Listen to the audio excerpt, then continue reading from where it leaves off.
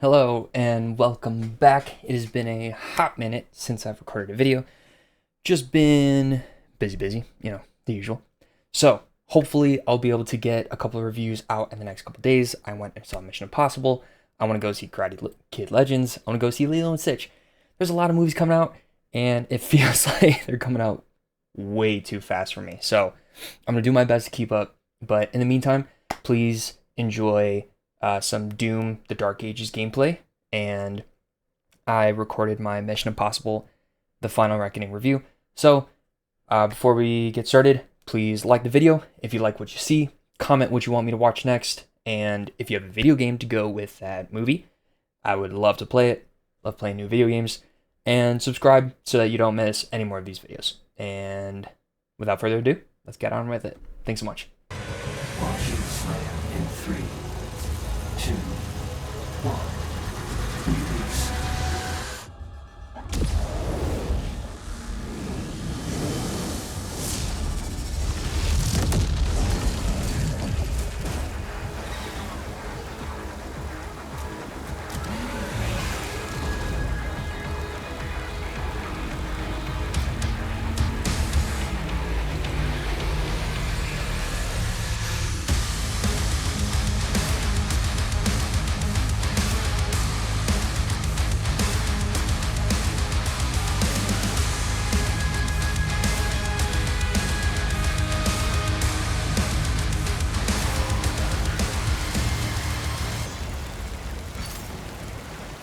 Now, before I continue, please, spoiler alert, okay? I'm going to be talking about everything in this movie.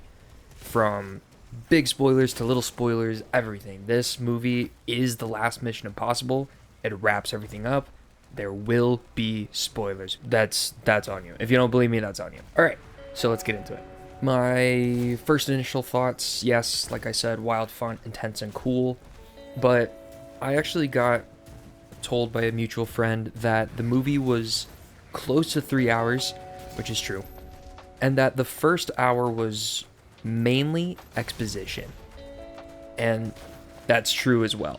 The first hour of this film is exposition heavy, so just be ready, kind of buckle in for that. But then the last 2 hours, that's when the action picks up, that's when it gets intense, and classic Mission Impossible action. So absolutely totally accurate, so go in expecting that.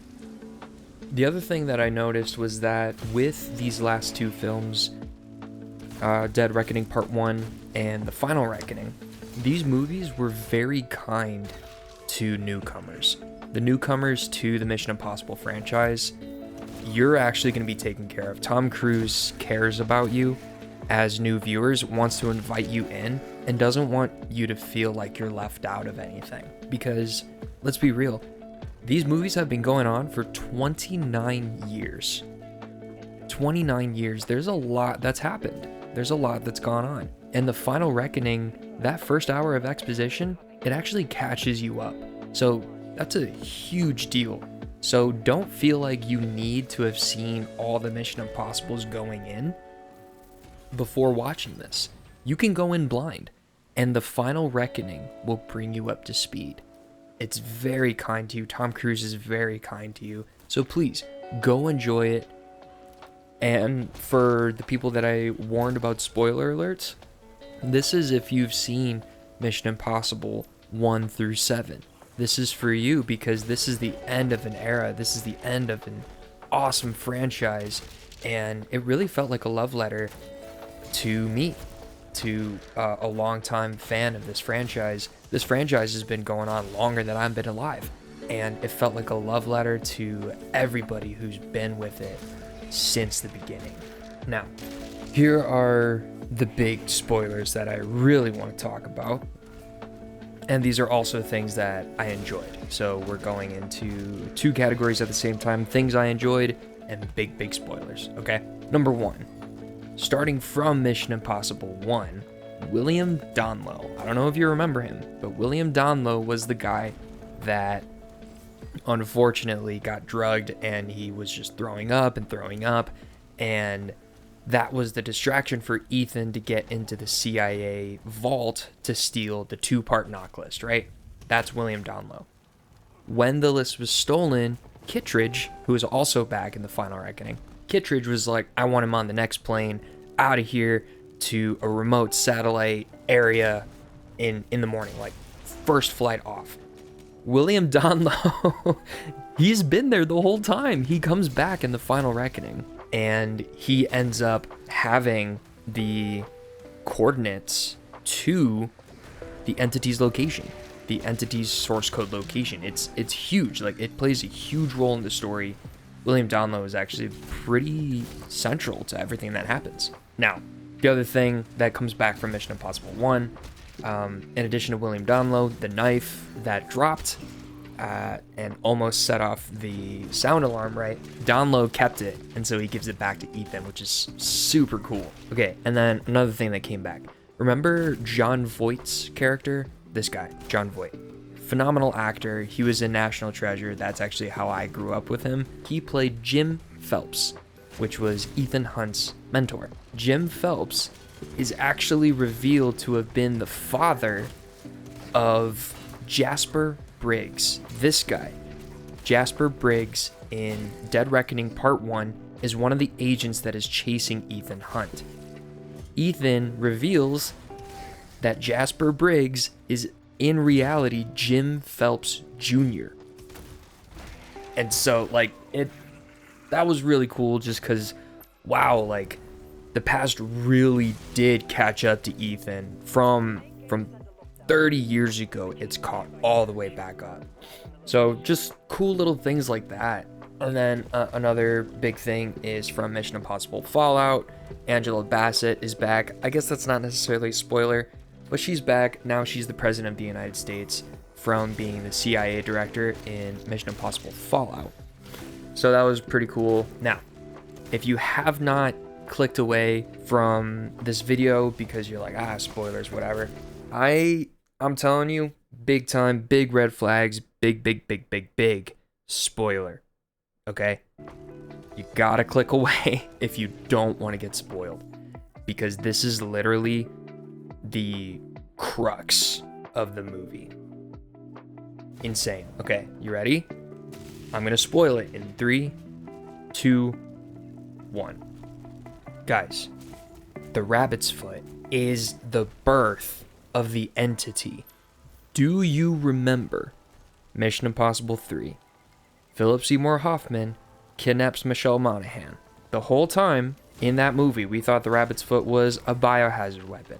Some random MacGuffin just to go and get Ethan's wife back, Jules, right? And it wasn't a biohazard weapon. It was an experimental code base that was used to create the entity. And so Mission Impossible 3 becomes the reason that these last two movies came about. I thought that was so insane, so cool, because in my mind, Mission Impossible 3 is like the pinnacle of Mission Impossible in terms of the action, the stakes, the villainy, just everything. It was so freaking good. Other people will say Ghost Protocol is the best. Others will say Fallout is the best. Fallout is like either right above Mission Impossible 3 or just below. I'm always back and forth. But to me, when people ask, what is Mission Impossible to you? Like, what do you think of? I think of Mission Impossible 3. That movie was so stressful in all the right ways. And it just warmed my heart because clearly to Tom Cruise and to Christopher McQuarrie, they believed that Mission Impossible 3 was an amazing film as well. And so they literally brought it to the forefront of the entirety of the franchise. I loved it. It was awesome. So good. Now that we're done with things that I liked, let's move on to some problems that I had with the film. Mainly my first problem was the first hour of exposition, just because I had already caught myself up on Mission Impossible 1 through 7 in preparation for the Final Reckoning. Because as a good fan, I'm like, I want to make sure that I am up to speed, I know everything, and I'm completely prepared. Now, like I said, Tom Cruise was actually very kind to newcomers, so I didn't need to do that. And nobody else needs to do that. Nobody else needs to go back and watch Mission Impossible 1 from 1996 and catch up all the way to Mission Impossible Dead Reckoning Part 1 in 2023. They really don't. Tom Cruise and Christopher McQuarrie are very kind to newcomers. So, with that being said, in being kind to newcomers, they actually show footage from the old movies. They're talking about the mission in Mission Impossible 1, and they're showing footage from the first film. They're talking about the mission in Mission Impossible 3, and they show footage from that film. They showed footage from Mission Impossible Fallout. They show from Ghost Protocol, from all of them. Like, it really does catch you up. So that was just kind of like, oh, I didn't realize it was going to be like this. So for that first hour, I was kind of like, ugh, yes, I know these things. I know. Like, let's get to the good stuff. But, you know, looking back, I can appreciate it because of just how Tom wants to create a movie experience for everyone, newcomers and oldcomers alike. So it was a good and a bad thing at the same time. So the next thing that I had an issue with actually was just kind of the use of the entity. At near the beginning, Ethan is exposed to the entity, and the entity is like, you're my chosen one now. Gabriel failed me, so now you're the chosen one. And you're gonna do what I say. Because of that, I thought that then the entity was actually gonna be keeping a close eye on Ethan to be like, hey, you better be doing what I told you to do. So it actually kind of made me think of the plot of Eagle Eye with Shia LaBeouf and Michelle Monaghan. If you guys have not seen Eagle Eye, I highly recommend. It's a phenomenal movie. Very scary, just with like the proliferation of AI and everything. It's a very relevant film today. Released, I think, 20 years ago now. So I thought it was going to be like Eagle Eye, because in Eagle Eye, the AI was called Eagle Eye. The AI was actually reaching into multiple people's lives and making them intercept with Shia LaBeouf, making them intercept with Michelle Monaghan, and actually playing the chessboard, making everybody move in the way that they needed to accomplish the goal that it was seeking to accomplish. So I thought that the entity was going to be like that, that it was going to be sending other agents to go intercept Ethan and to be like, hey, make sure you're doing this, or I'm going to kill this person. Make sure you're doing this, or this is going to happen. Make sure that this is happening because I'm in control. You know, I thought the entity was going to have a much heavier hand in being involved, and it didn't. So I think that was a really big missed opportunity, but that was just, you know, one kind of nitpick. I think we could have been a lot more scared of the entity. My next big problem with the Final Reckoning was the fact that in Dead Reckoning Part 1, we kind of had a glimpse into why Ethan was given, quote-unquote, the choice to join the IMF. And it was this woman that he cared about that Gabriel killed. So I thought that going into the Final Reckoning, we were actually going to get some answers. Who was that? What background did Ethan come from to even get him involved with that girl? To get him involved with Gabriel in the first place? What happened? Why has he been in the IMF? Like, give me some background on his origin story before he was the Ethan Hunt that we've all grown up with. And it was severely lacking. And when I say severely lacking, it was non-existent. We didn't get any answers. So that was kind of a letdown to me, because it was introduced into Dead Reckoning Part 1. And I was like, oh my gosh, we're going to learn about this girl. And no, we learned nothing. So again, just another missed opportunity, I think, in the grand scheme of the film. Gabriel kind of, I don't know, it was a little bit over the top in terms of the writing. And the actor who played Gabriel delivered that wonderfully. I mean, he did an awesome job. He was insane. He was erratic. It was, whoa, like, this guy's off the rails.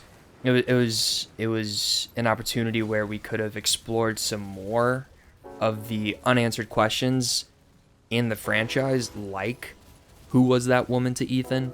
Maybe that's just me, but I wanted more of an answer as to who she was, and I think we could have used Gabriel as a vehicle to explore who that was to Ethan.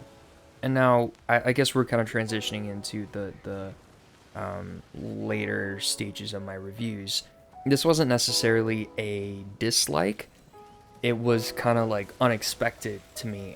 So, given that The Final Reckoning was the last Mission Impossible film, I was kind of worried, how are we going to top everything that has come before?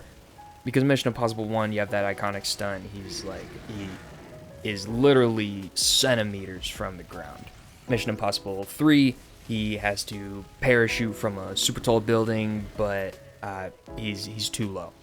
Mission Impossible 4, he's climbing the wall with those gloves, and then like almost falls and almost dies. The Kremlin explodes.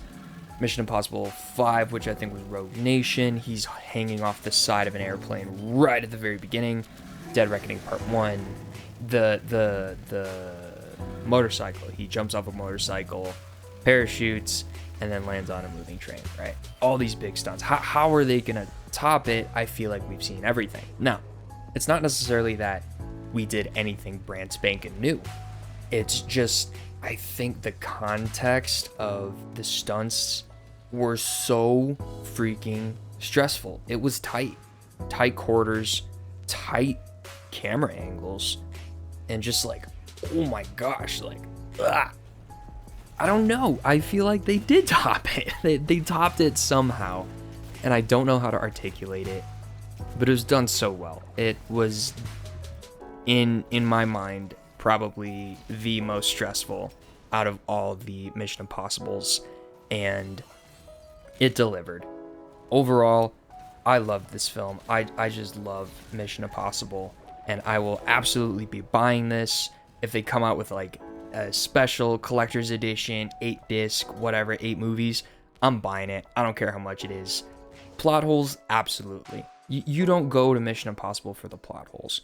I was seeing reviews from people being like, oh, too heavy on exposition. Oh, the story got bogged down. Like XYZ and all the other. I think they lost the plot of what Mission Impossible is. Okay? It is not meant to be a spectacle in terms of story and action and all these things like Oppenheimer. It's not meant to be a spectacle like Inception. It's Mission Impossible. You're going for action. You're going for intensity and adrenaline. You're not going necessarily for story. Absolutely, there are story bits that, like, again, that was one of my problems. I had trouble with, like, some story bits. I wish we had answered some more questions, but it's fine because it's Mission Impossible. The story is not the central focus. Literally, it's the stunts. It is the intensity. It is the race against time. That's the point of the films. So for any of you that are like, oh, it was fun, the story, blah, blah, blah, this, that, and the other, shut up, okay? Because you're not taking Mission Impossible for what it's supposed to be. So if you're losing the plot, that's on you. Mission Impossible is meant to be an action flick with awesome stunts, great fight choreography, intensity, and adrenaline. It's the same thing for people who go to see horror movies. You're not going for the plot. You're going to get scared, to get that adrenaline rush. And if you expect anything else, that's on you. And like, you ruin the experience for yourself. With that out of the way, I gotta give The Final Reckoning a 9 out of 10. Just came up with that number right now, a 9 out of 10. I love that movie. It was the best in my recent memory. I'm gonna go back and watch them all. I'm sure my favorites will still be Fallout and Mission Impossible 3, but dude, it was Mission Impossible at its core, at its heart, and I loved it. So, again, thank you so much for watching. Like if you like this video, comment what you want me to watch in the future, and review. If you have a video game to go with the movie that you want me to review, that'd be awesome. I love playing new video games and reviewing movies at the same time. That's my whole shtick here on this channel. Subscribe so that you don't miss any more of these videos, and I will catch you in the next one. Thanks so much.